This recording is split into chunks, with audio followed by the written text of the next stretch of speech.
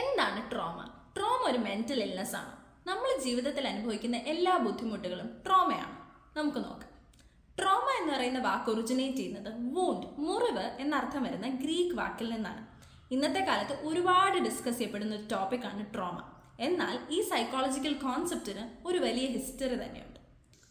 World war വണ്ണിൻ്റെ സമയത്ത് Charles Myers എന്ന് പറയുന്ന ഒരു ബ്രിട്ടീഷ് സൈക്കോളജിസ്റ്റ് ഷെൽ ഷോക്ക് എന്ന് പറയുന്ന ഒരു നെർവസ് ഡിസോർഡർ എക്സ്പീരിയൻസ് ചെയ്തുകൊണ്ടിരുന്ന സോൾജേഴ്സിനെ എക്സാമിൻ ചെയ്യാൻ വേണ്ടി എത്തി.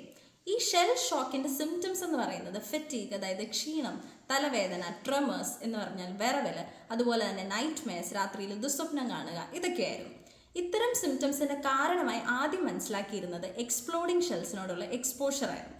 എന്നാൽ പിന്നീട് കണ്ടെത്താൻ സാധിച്ചത് ഇത്തരം എക്സ്പ്ലോഡിംഗ് ഷെൽസിനോട് എക്സ്പോസ്ഡ് ആവാതിരുന്ന സോൾജേഴ്സിനും ഇതേ സിംറ്റംസ് ഉണ്ടായിരുന്നു എന്നുള്ളതാണ്.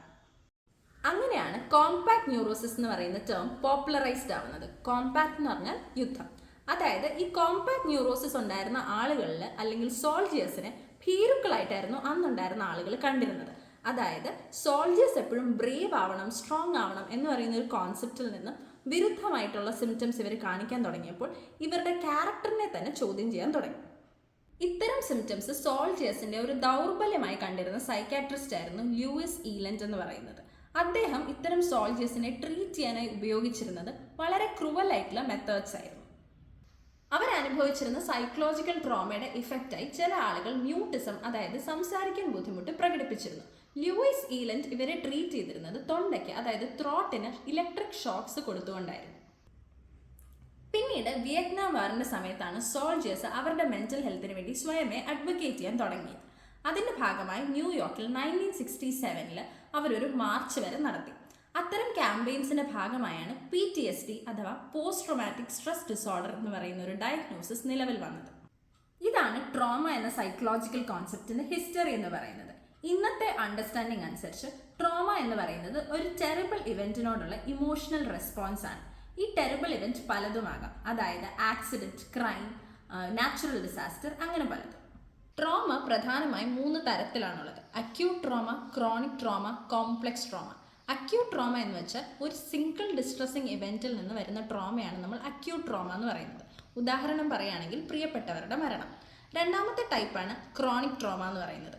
ഒരേ ഡിസ്ട്രസിങ് ഇവന്റ് കണ്ടിന്യൂസ് ആയി നിരന്തരമായി എക്സ്പീരിയൻസ് ചെയ്യുന്നതിനെയാണ് നമ്മൾ ക്രോണിക് ട്രോമ എന്ന് പറയുന്നത്. ഉദാഹരണം പറയുകയാണെങ്കിൽ സ്കൂളിൽ സ്ഥിരമായി ബുള്ളി ചെയ്യപ്പെടുന്ന ഒരു കുട്ടി ക്രോണിക് ട്രോമ എക്സ്പീരിയൻസ് ചെയ്യാനുള്ള സാധ്യതയുണ്ട്. മൂന്നാമത്തെ ട്രോമയാണ് കോംപ്ലക്സ് ട്രോമ. മൾട്ടിപ്പിൾ ഇവന്റ്സിൽ നിന്ന്, അതായത് ഒരുപാട് ഡിസ്ട്രസിങ് ഇവന്റ്സിൽ നിന്ന് സ്റ്റെം ചെയ്യുന്ന ട്രോമേനെയാണ് നമ്മൾ കോംപ്ലക്സ് ട്രോമ എന്ന് പറയുന്നത്. ട്രോമ എക്സ്പീരിയൻസ് ചെയ്തിട്ടുള്ള എല്ലാവരും ട്രോമറ്റൈസ്ഡ് ആണ്. ട്രോമ എന്നാൽ നമ്മുടെ ഒരു ഡിസ്ട്രസിങ് ഇവന്റിനോടുള്ള നമ്മുടെ നെർവസ് സിസ്റ്റത്തിന്റെ റിയാക്ഷനാണ്. ഈ ട്രോമയുടെ കോൺസിക്വൻസ് ആയി ഓവർവെൽമിംഗ് ആയിട്ടുള്ള ഇമോഷൻസ് ഒരു ലോങ്ങർ ടേമിൽ എക്സ്പീരിയൻസ് ചെയ്യുമ്പോഴാണ് ട്രോമറ്റൈസ്ഡ് ആവുക എന്ന് പറയുന്നത്. നമ്മളിൽ പലരും ട്രോമ എക്സ്പീരിയൻസ് ചെയ്തിട്ടുള്ളവരായിരിക്കും, പക്ഷെ നമ്മളെല്ലാവരും ട്രോമറ്റൈസ്ഡ് ആണോ? നമുക്ക് നോക്കാം. ഒരു ഉദാഹരണം പറയുകയാണെങ്കിൽ 2 കുട്ടികളെ എടുക്കാം. Child A, child B. 2 കുട്ടികളും സ്കൂളിൽ ബുള്ളിയിങ് എക്സ്പീരിയൻസ് ചെയ്യുന്നവരാണ്. ചൈൽഡ് എയുടെ വീട്ടിൽ വളരെ സപ്പോർട്ടീവ് ആയിട്ടുള്ള ഒരു എൻവയോൺമെന്റ് ആണ്.